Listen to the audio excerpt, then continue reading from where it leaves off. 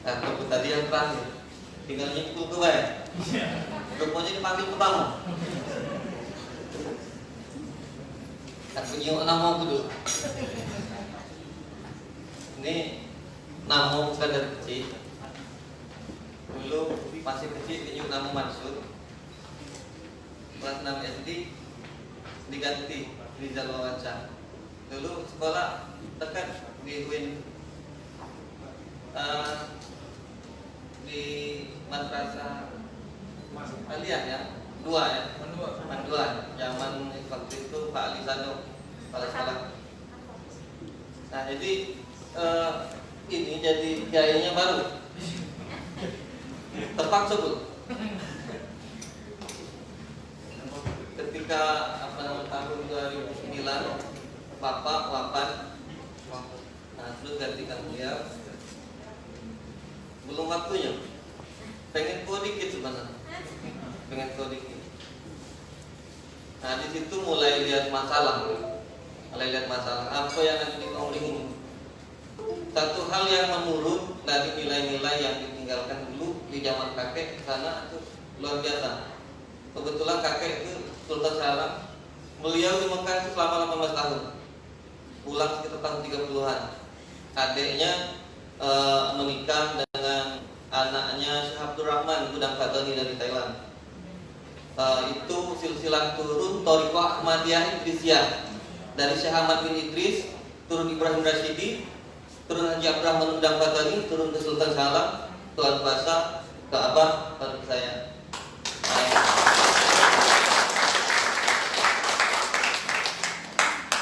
Itu di zaman kakek yang sebelumnya. Kakek Tuan Kuasa juga dia punya guru ngaji, itu Haji Husin Baghdadi namanya. Beliau punya thariqah untuk Qadiriyah. Dari Sultan Salam pun dia waktu di Mekah masih ketemu dengan Ahmad Khatib bin Abdullah Sambasi, murid dari Syekh Somad Palimbani. Satu Somad murid dari Syekh Muhammad Saman, murid Syekh Muhammad Saman. Nah, kajian-kajian thariqah yang ada di Tanjung Buku pada dasarnya banyak, tapi yang paling terakhir itu thariqah Qadiriyah Ahmadiyah Idrisiyah.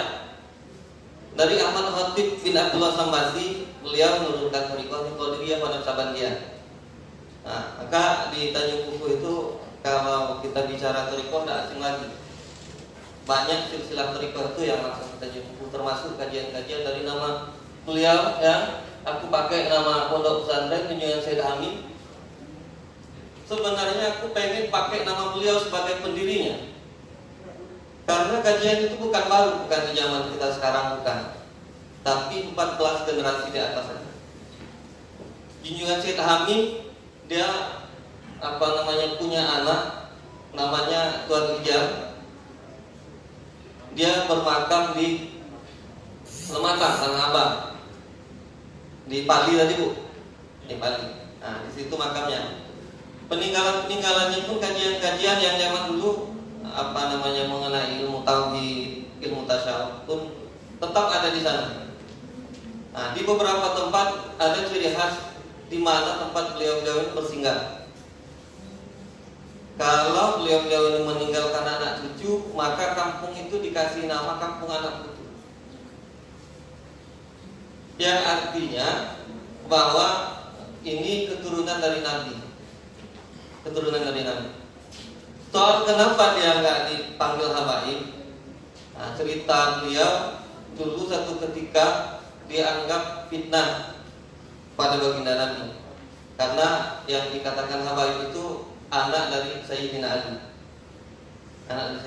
Maka untuk menjaga kalau sampai terjadi hal terburuk, maka kita masih punya generasi penerus darah Nabi di Komling atau di tempat-tempat lain. Karena Junjungan Said Hamid, nama lengkapnya itu Junjungan Said Hamid Mukasyaf Sultan Negeri Pasai. Kita tahu Negeri Pasai itu di Aceh, tapi rupanya di Komling ada, di antara Campang Tigo dengan Gunung Jati. Di situ makam Junjungan Said Hamid. Nah, beliau bukan cuma satu kali. Beliau dikenal ya, Junjungan Syed Hamim juga ada dikenal di tanah Jawa dengan nama Syekh Mansuruddin. Dia salah satu raja Banten, bermakam di Cikaduan. Juga pernah bernama Tutuan di Pulau, makamnya di Negeri Sakti seberang dari Campang Tiga. Nah, Tuan di Pulau juga pernah punya nama Tuan Sainul Lillah, tempatnya di antara Betung dengan Menangan. Nah, kajian-kajian yang ada pun kita tidak sekedar masih punya sedikit naskah. Kenapa dibilang sedikit? Sama cerita ibu tadi, banyak yang sudah hilang karena rumah itu sempat direhab tahun 90-an. Jadi banyak dikeluarkan dari rumah kena hujan, hanya beberapa yang bisa diambil. Tapi kajiannya masih tetap sekarang, turun-temurun dari Junjungan Syed Hamim, turun ke anaknya Tuan Rijal, Tanaman Mematang makamnya, turun ke anaknya Tuan Tembikut. Anak Tuan Rijal yang di Betung ada 2. Tuan Tembikut itu turun ke kami dari pihak bapak. Nah, terus dia juga punya anak, kakaknya Tuan Tembikut, Tuan Tandawoli. Tandawoli Tuhan disebut. Itu silsilahnya kesininya ada beberapa di sini. Anak cucunya dari Tandawoli, termasuk Pak Gubernur, termasuk dari UIN itu ada itu Jainal Murlian. Ya, dia juga masih turun dari Tandawoli Tuhan melalui Tuan Junjungan yang makam di Betung. Nah, jadi pada dasarnya kajian-kajian yang ada di tempat kita itu nggak punah, masih tetap lestari sampai sekarang, masih dikaji, masih dijalankan. Nah, tapi ada sebagian hal yang memang nggak kita buka ceritanya, nggak terlalu lebar. Kalau sudah masuk ke kajian ilmu ketuhanan, ilmu tauhid, ya kita sudah nggak terlalu buka lebar.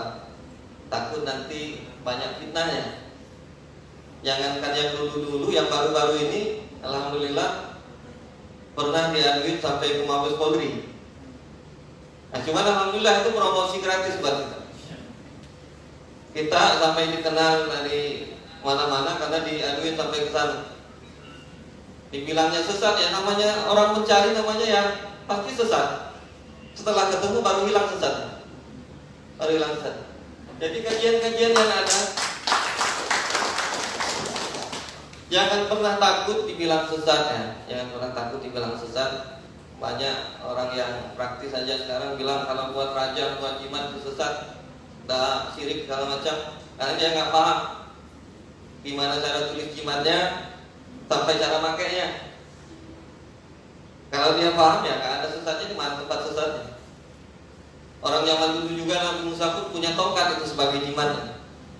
Nabi Sulaiman pun punya cincin itu sebagai jimatnya. Tidak apa-apa. Tapi tetap segala sesuatunya bergantung di tempat yang satu. Tidak ada yang lain. Kalau sudah ngaji tauhid, tidak ada sesat, tidak ada sesat. Kalau ada yang bilang sesat, itu orang nggak tahu jalan. Aku kalau ke Palembang bisa lewat Martapura, bisa lewat Kayu Agung, bisa juga lewat Matang Panggang, bisa sampai Palembang. Lewat Matang Panggang ya terus nyebrang sampai Jakarta naik pesawat, nanti pulang lagi ke sini bisa nyampe. Dikata sesat bagi orang yang nggak tahu jalan, tapi bagi orang yang tahu dengan jalan, hakikat daripada jalan itu sendiri, pasti dia nggak akan berani bilang sesat. Tapi itu kalau kita perhatikan ya, ini juga jadi bahan kajian mestinya, karena saya pun berharap itu pondok pesantren tadi khas Komering, bukan karena khas Komeringnya, karena kebetulan ini bukan Komering. Kita ikut dari leluhur kita dulu juga di tanah Jawa. Nah, kalau ke tanah Jawa dikaitkan itu keluar dari Syarif Hidayatullah, Sunan Gunung Jati, Maulana Hasanuddin Banten, Maulana Yusuf, Syekh Mansuruddin, Haji Mansur. Kedua baru ke Junjungan Syed Hamim di tanah Komering.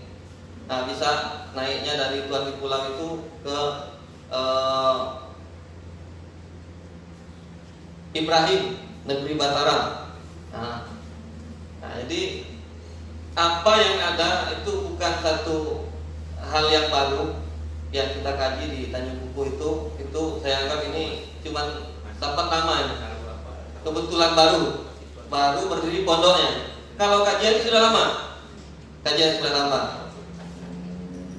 Nah, jadi dari zaman itu dulu ya sampai sekarang ini apa yang kita kaji, apa yang kita lestarikan itu warisan budaya, kekayaan intelektual yang diwariskan dari nenek moyang, yang kita yakini di Komering itu adalah para ulama, para wali, bukan? Para wali. Bukan nggak ada bukti. Mereka perjuangan mereka bukan nggak ada bukti, tapi secara tertulis memang sulit kita cari. Di zaman Tuan Rijal Tanah Lumatang, kalau masuk ke daerah sana ke Bali, ketemu banyak candi. Sekarang sudah mulai digali. Itu zamannya Tuan Rijal. Kalau catatan di Lumatang kemarin dari Mas Abdurrahman, Mas Abdurrahman. Nah, itu dia bagi sejarah catatan di sana. Mereka catat itu di penghujung 1300 itu zaman Nurliwan, kita sebut di Komering tujuannya Syed Hamim. Setelah di awal 1425 lebih kurang itu sudah zaman Tuan Rijal Tanah Abang Lumatang. Cerita di Komering pun ada hubungannya dengan Kesultanan Palembang, terbentuk Kesultanan Palembang. Ada kisah di kita bahwa Tuan Rijal bukan yang ini, yang dulu. Yang dulu anak junjungan. Itu nak jadi raja di Palembang. Dia ngerasa dibilang sama bapaknya, Pak, kita lebih berhak untuk Palembang. Tapi sama bapaknya tidak boleh. Bertengkar sama bapaknya di sekitar 14 sampai goncang tuh genteng pada runtuh waktu itu. Di stop bapaknya suruh pulang, dia gak mau pulang. Aku tidak mau lagi minum air Komering. Tapi perjuangannya tetap. Lumatang itu tetap terakhir perjuangannya di Lumatang. Beliau wafat di Lumatang. Kita temukan banyak candi di sana yang terkubur. Sekarang baru digali. Nah, di hubungannya dengan kerajaan Sriwijaya pada masa itu sebenarnya belum habis tuntas kerajaan Sriwijaya. Belum habis tuntas. Masih ada, sebagian masih ada. Di beberapa tempat masih bisa ditemukan. Cerita di Komering pun ya bisa jadi bahan mungkin nanti, karena ini tinggal cerita dari mulut ke mulut. Tinggal kita cocokkan dari satu sama lain. Kalau memang ada yang sama, ya boleh kita ambil. Kalau ada yang berbeda, ya anggaplah itu kekayaan. Kita terima semuanya. Jadi hal kenapa saya pilih Komering karena memang bertempat tinggal di sana. Metode pembelajarannya aku pakai itu udah banyak. Aku pengen anak-anak itu 3 hal yang dia punya. Yang pertama itu pendidikan agama. Yang kedua, mereka harus sekolah pendidikan. Yang ketiga, mereka harus terampil, punya keterampilan. Maka itu yang wajib di Pondok Pesantren Junjungan Syed Hamim. Anak-anak di sana kalau butuh lokal, dulu katanya kandang ayam. Pertama kita mulai, Omong bekas kandang ayam. Memprihatinkan. Tapi dari kandang ayam itu selama 5 tahun ini kita sudah bisa bangun 3 lantai.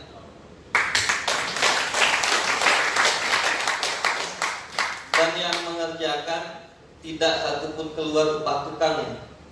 Semua santri yang kita ajak kerjakan. Dan mereka belajar. Alumni yang kemarin itu ada 8 orang. Kita sudah percaya mereka kalau cuma dorong-dorong di kampung itu untuk bangun-bangun rumah sudah percaya. Semua yang ada kalau sempat main ke sana nanti yang dilihat itu meja, kursi, kalau ada yang lain-lain itu semua dibuat sendiri. Semua dibuat sendiri. Jadi saya berpikir satu saat ya, mereka mungkin nggak punya nasib baik, terlahir dipilihkan Tuhan bapaknya kaya pejabat, kebetulan dipilihkan Tuhan nanti bapaknya sederhana. Mereka nanti ditinggal punya bekal yang cukup, pendidikan agamanya bagus, terus sekolahnya juga dia ngikuti, keterampilannya dia punya, gak dikasih warisan pun dia bisa hidup, gak kasih warisan pun dia hidup. Nah, untuk hal-hal yang lain banyak yang mestinya kita sudah bisa kita mulai, tapi karena kondisi bangunannya belum siap, yang lain-lain belum siap, jadi kita ada prioritas di awal ini untuk pembangunan yang diperlukan nanti untuk tempat belajar, Nah, jadi untuk yang seperti itu, kalau lihat silsilah kita ada dari tanah Jawa, kenapa nggak ada warna Jawanya di tempat kita? Kita ikut apa yang diajarkan oleh Wali Songo ketika mereka masuk ke tanah Jawa, mereka pun nggak pakai adat Timur Tengah, tapi tetap adat Jawa yang dipakai. Begitu pula zaman junjungan Said Hamim sampai sekarang di Komering pun ada tradisi apa yang ada di Komering tetap kita pakai, dan tidak satupun ya kajian-kajian itu yang ada di tempat kita ditulis dalam bahasa Arab atau bahasa yang lain, tapi dia ditulis dalam bahasa Melayu Jawi dengan kagangan. Nah, ditulis dengan itu. Kajian-kajian yang ada pun masih sebagian besar masih lengkap. Jadi metode pembelajaran yang ada itu ya harapan kita ke depan nanti di sekolah-sekolah yang lain, khususnya di Komering, bisa melestarikan dan mempertahankan nilai-nilai yang dulu tinggi sekarang merosot. Komering itu merosot. Kalau orang tanya ulama nggak ada, tapi kalau banditnya banyak. Ya, banditnya banyak. Padahal pejabatnya banyak juga.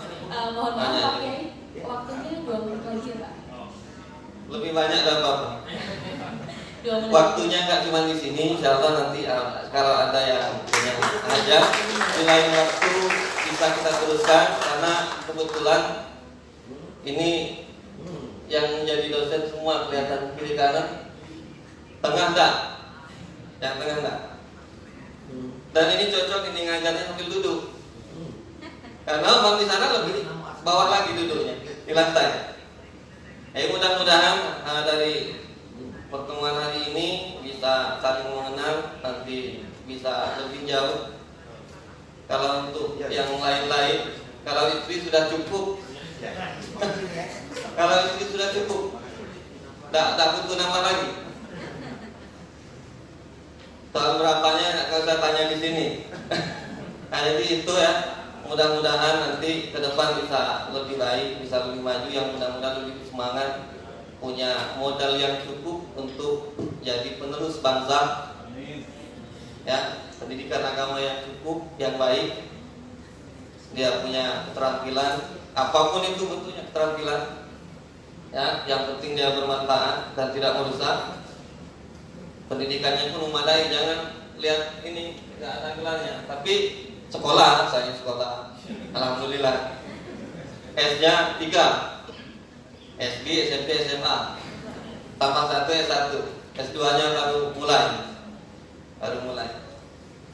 Walau alam, itu dulu yang bisa disampaikan. Waktunya terbatas, tapi waktu udah, kapanpun masih bisa. Walau alam. Wassalamualaikum warahmatullahi wabarakatuh. Luar biasa. Tepuk tangan sekali lagi untuk yang Hijau Muda. Ya betul. Waktu itu terbatas ya, sayang sekali di sini. Tapi insya Allah kalau ada acara-acara sejenis, terutama tentang kebudayaan, tentang kekomerikan mungkin ya bisa kita adakan lagi gitu ya Pak Kiai ya. Ya, ada satu note mungkin ya yang saya garis bawahi dari paparan Pak Kiai yang luar biasa tadi, bahwa kajian naskah kuno masih ada dan perlu kita lestarikan. Jadi sebagai generasi penerus bangsa, mari kita lestarikan bersama. Jangan takut dibilang sesat, karena sesat hanya bagi orang yang tidak tahu jalan. Bagi yang tahu hakikat jalan itu, maka tidak ada kata sesat dalam kajian naskah kuno. Luar biasa.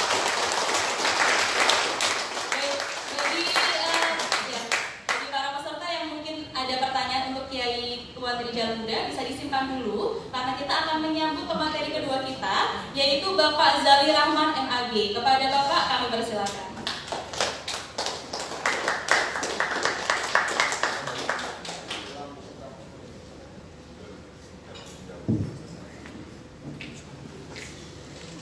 Assalamualaikum warahmatullahi wabarakatuh. A'udzu billahi minasyaitonir rajim. Bismillahirrahmanirrahim. Alhamdulillahirabbil alamin. Allahumma shalli wa sallim ala sayyidina Muhammad wa ala ali sayyidina Muhammad bi ardi kulli syai'. Qala Allah ta'ala fi Qur'anil Karim, a'udzu billahi minasyaitonir rajim. Inna nahnu nuhyil mauta wa naktubu ma qaddamu wa atharahum wa kulla syai'in ahsaynahu fi imamin mubin. Iqra'il ayat. Yang saya hormati penguasa acara hari ini, yaitu Saudara Muhammad Daud Bengkula. Kita sebut penguasa karena berkat keyakinan beliaulah dan timnya acara hari ini bisa terselenggara. Kemudian yang saya muliakan perwakilan Menteri Perwakilan Pendidikan dan Kebudayaan Sumatera Selatan, kemudian Ibu Dr. Nimas Umil Kalsum, dan para pemateri, saudara-saudara sekalian, beserta para tamu undangan, stakeholder, para akademisi, para mahasiswa yang tidak bisa saya sebutkan satu persatu. Baiklah, saya tadi mengutip firman Allah Subhanahu wa Ta'ala yang sangat terkenal di surah Yasin ayat 12, bahwa memang jejak-jejak kita, asar kita yang mana dipahami oleh sebagian mufassir, kata-kata asarhum ay mastanna min ba'dihim adalah tulisan-tulisan yang ditinggalkan atau dalam bentuk peninggalan-peninggalan bangunan, karya, dan lain sebagainya. Dari sinilah apa yang dimaksud oleh sebahagian para ulama bahwa tulul amal akan menyebabkan kerasnya hati, dikecualikan bercita-cita dalam hal menulis, berkarya, agar namanya selalu dikenang, diperbolehkan. Jadi tidak selamanya panjang angan-angan diharapkan oleh para ulama, bahkan sangat dianjurkan untuk panjang angan-angan. Terbukti berkat menulisnya para ulama, berkat karya-karya yang ditinggalkan oleh para ilmuwan agama Islam, dan kebenaran banyak sekali terungkap. Demikian adanya.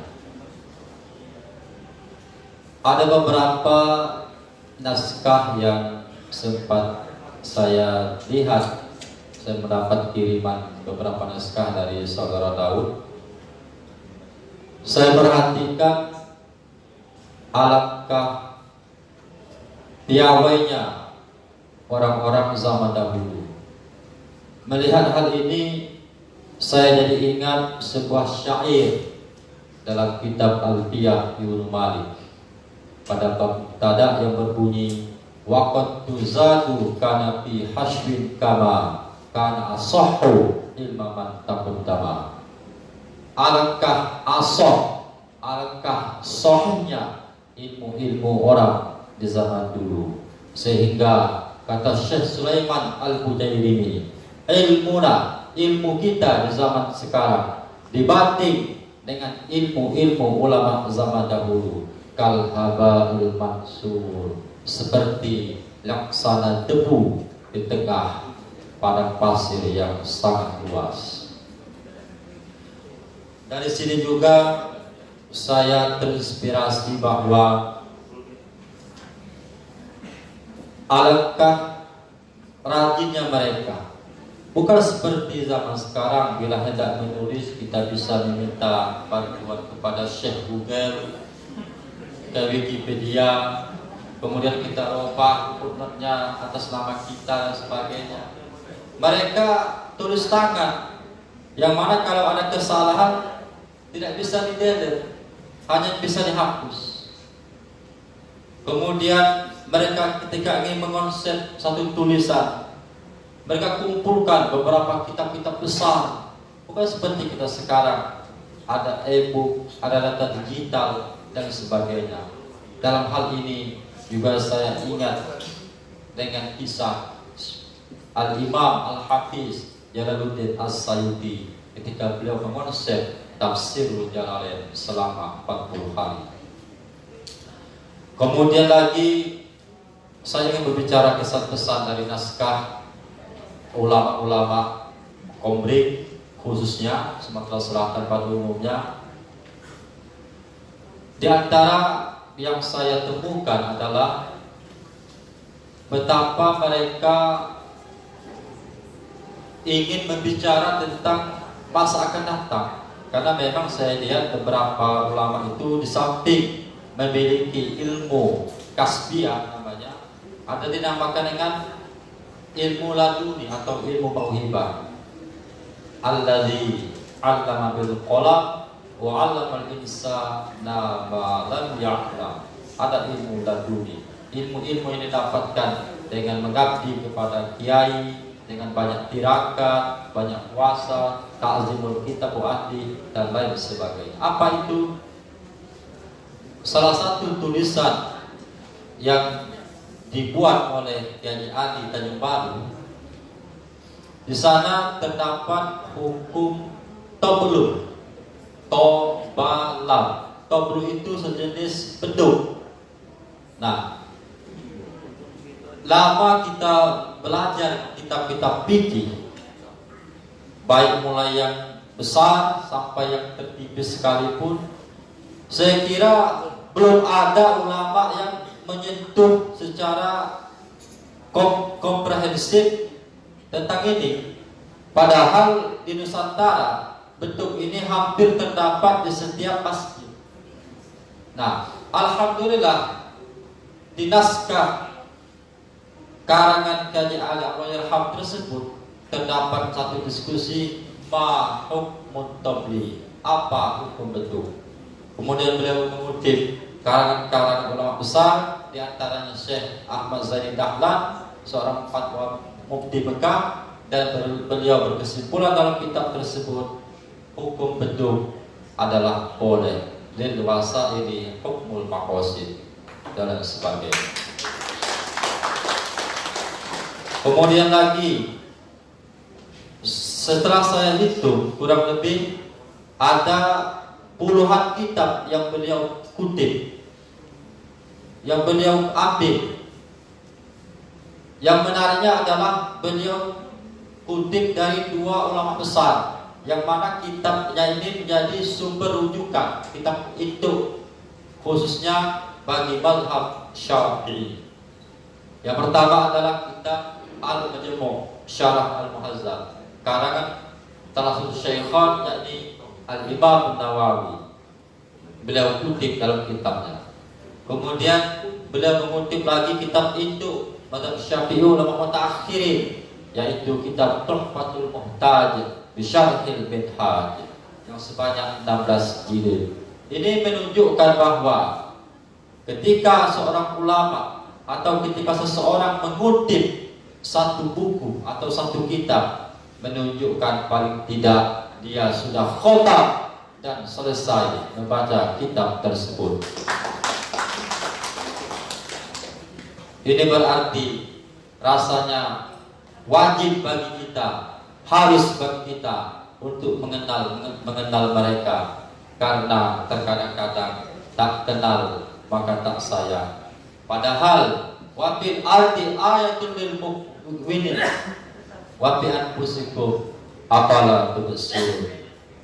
Di bumi ini banyak sekali tanda-tanda, jejak-jejak, peninggalan-peninggalan, bahkan pada diri kita sendiri, di desa kita, di kampung kita terdapat peninggalan-peninggalan orang zaman dahulu yang sangat layak dan sangat membanggakan untuk dikaji. Saya kira sebagai pembukaan saja ini, karena masih ada beberapa materi, nanti silakan kalau ada hal-hal yang ditanya, dan saya lebih banyak memfokuskan kepada di bidang bahasanya, yaitu Pak Muhammad Daud, tentang bahasa dan gaya penulisan. Kalam nalab zul mubadil kastaqim. Assalamualaikum warahmatullahi wabarakatuh.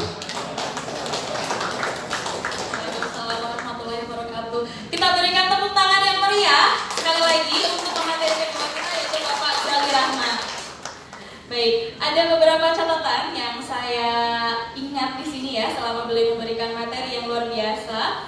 Jadi tidak selamanya panjang angan-angan itu diharapkan, bahkan dianjurkan oleh para ulama. Karena dari panjang angan-angan itulah lahir naskah-naskah peninggalan leluhur zaman dahulu. Oleh karena itu, marilah kita sebagai generasi milenial untuk panjang angan, untuk bercita-cita yang tinggi demi kemajuan Ibu Pertiwi. Luar biasa. Baiklah, langsung saja menuju ke pemateri kita yang terakhir. Di sini ada Bapak Dedi Mardiansyah, MPDI. Kepada Bapak kami persilahkan.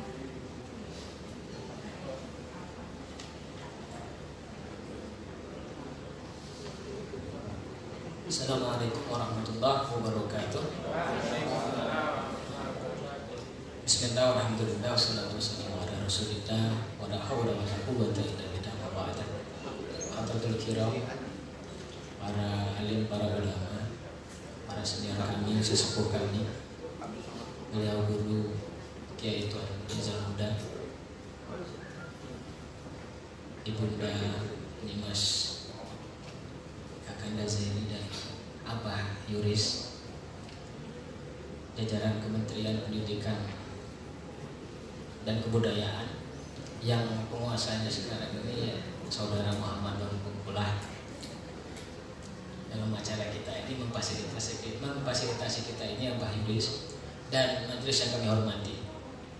Perkenankan kami untuk memulai dengan menyitir titipan yang diberikan oleh Dinda Muhammad Daud Bengkulah, kitab Wadihus Shorah kalau teksnya itu, tapi kemudian menjadi Taudihus Shorah yang itu kami dapatkan dari titipan Dinda Muhammad Daud.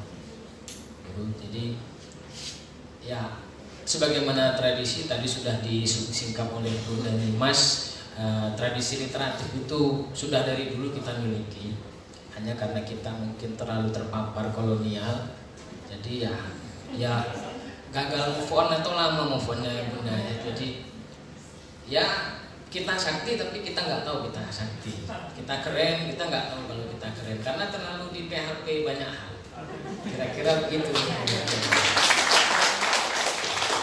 Salatullah salamullah ala toha Rasulillah, salatullah salamullah ala Yasin Habibillah. Maaf suaranya agak fals bah.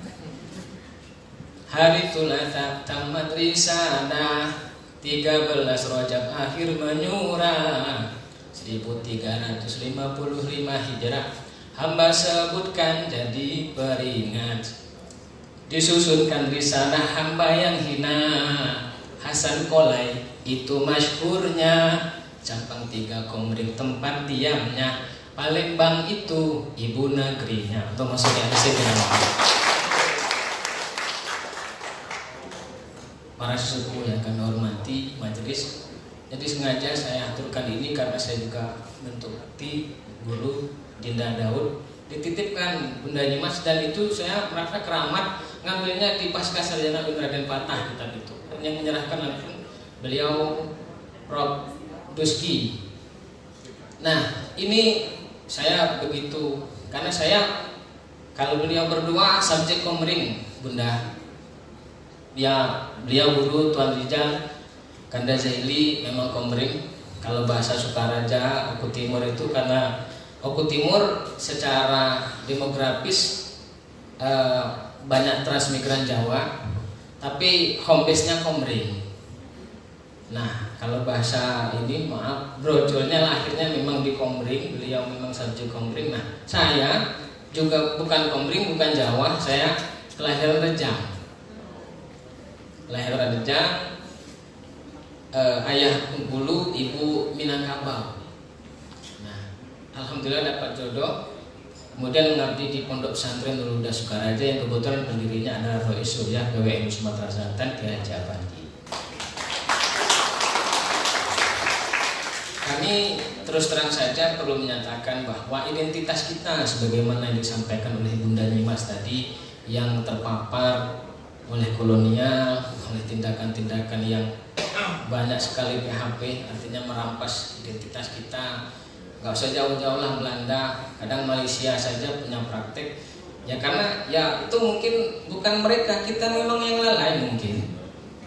Berapa kali kita ya contoh tadi Bunda Nyimas sudah sampai berubah program studi, tahu-tahu ke rumah pulang sudah dikarung kitabnya. Itu diantara kesadaran kita. Nah, kami perlu sampaikan bahwa dalam temuan kami kebetulan terpanggil lewat Pondok Pesantren Nurul Huda Sukaraja, lewat TKIP-nya, lewat Prodi Pendidikan Bahasa dan Sastra Indonesia-nya Mbah Yuris, dan kita tergerak kemudian terpanggil. Alhamdulillah ada berkatnya, di situ ada dorongan juga dari beliau Guru Tuan Rijal membentuk Pusat Kajian Komri. Nah, dalam temuan kita contoh saja tadi kitab yang dititipkan kepada kami sudah dibaca oleh Kiai Afandi, itu kan ditulis 1355 Hijrah. Sekarang 1442 Hijrah. Itu satu contoh betapa literatifnya leluhur kita. Terus menjadi menarik bagi kami yang pendatang di Komering, dia bukan Jawa, dia daerah Rejang. Ini bahwa Komering kalau dikatakan Bunda Nyimas tadi, identitasnya bagi kami masih terpelihara. Yang paling pokok di Tanjung Kuku. Praktek yang menurut saya yang juga Sumatera, mengingat leluhur di atas saya saja, saya cuma sampai 5 tingkat Bunda. Itu yang paling kami merasa persoalan identitas kita memang mungkin begitu parah. Saya Deddy Mardiansyah bin Sirajuddin Harbi bin Ramli bin Burhanuddin bin Muhammad Dian, sampai situ mentok. Tapi terutama di Tanjung Kuku sampai 14 masih hafal.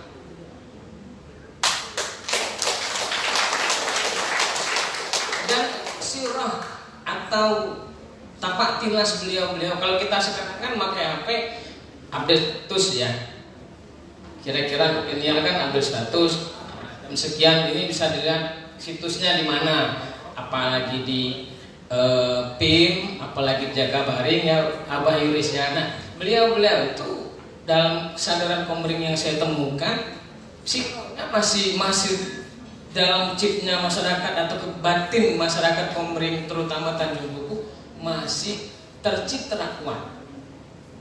Betul, masih siapa misalnya beliau junjungan Said Hamid. Contoh Abah Yuris, saya karena yang lahir di Rejang bukan Komering. Ketika temu kata negeri Pasai, saya laporkan sama Buya Malaan, sama Kiai Malaan. Ditelepon kan saya heng Kiai, saya bilang, kenapa? Setahu saya negeri Pasai itu domainnya Aceh. Betul heng, karena ya satu saya bukan Komering, saya lahir di Rejang, ya bukan Rejang juga. Ayah saya Melayu Bengkulu, saya Minang. Tapi kenapa yang saya tahu kesadaran saya sebelumnya negeri Pasir itu domainnya Nanggroe Aceh Darussalam, tapi ini Komering.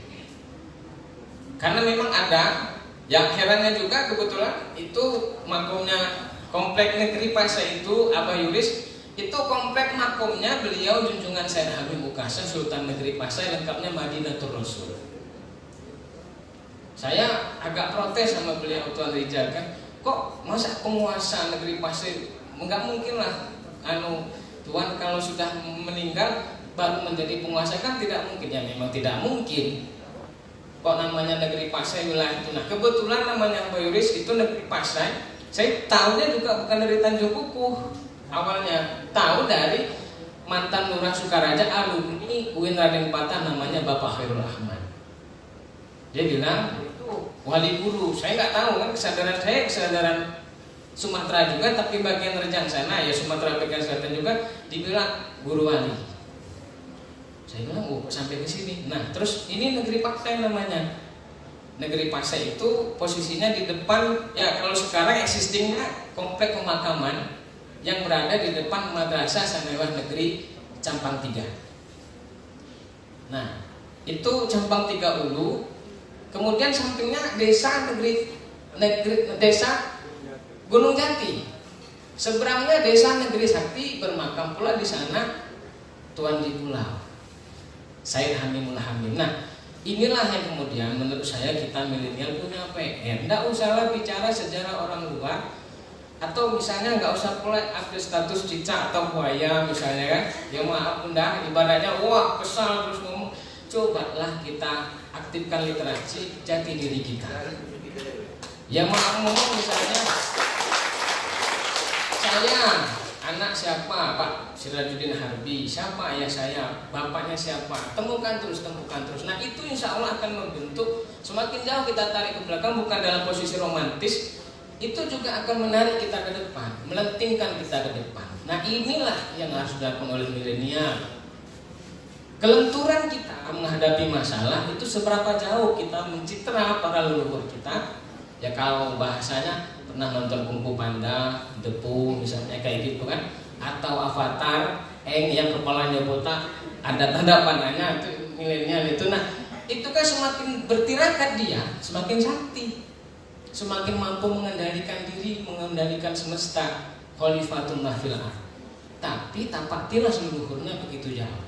Nah tinggal bagaimana kita milenial. Saya pikir ayo kita sama-sama, apa guna kota kalau tidak kita kaji diri kita kembalikan leluhur kita kuatkan lagi literasi yang sebenarnya sangat asli dan sangat sakti. Dan ini mungkin tidak bisa sendiri, harus kolektif, harus jamaah. Saya pikir itu saja. Mohon maaf atas segala kekurangan. Pada Allah Maha Wassalamualaikum warahmatullahi wabarakatuh.